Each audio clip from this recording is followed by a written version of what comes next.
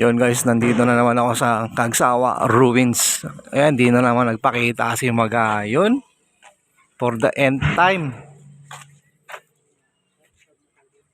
So yung Kagsawa Ruins, ito yung nag-iisang simbahan na standing strong.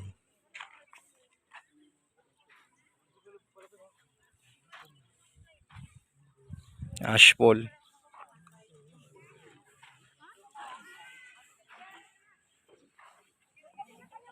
So ang entrance fee 45 pesos na, dating 20. Tumaas na raw yung rate.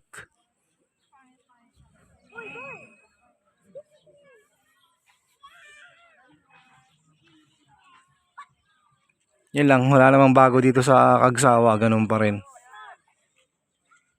As is where is. Weekdays ngayon, dito kasi ako sa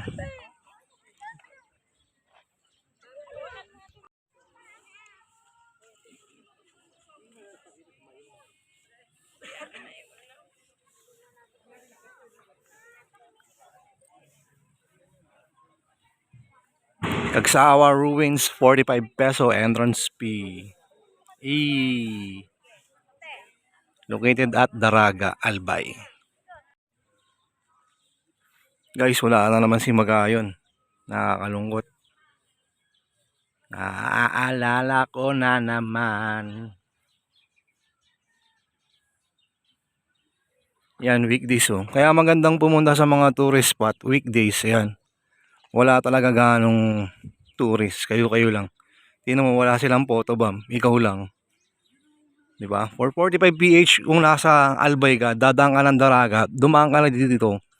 Pero siguro di mong weekdays. Syempre, siguro di mo yung weather. Summer. Ayan, actually, sa mga oras na to, bumabagyo ngayon sa Northern Luzon. So anyway, andito tayo sa baba. Yan, napaka-empty oh. For 45 PH weekdays ka pumunta, masusulit mo tong The Ruins ng Daraga, Albay. So hindi na natin patatagalin ang video. Sana nagustuhan ninyo. The Ruins 2024. Daraga, Albay. Like, share, subscribe.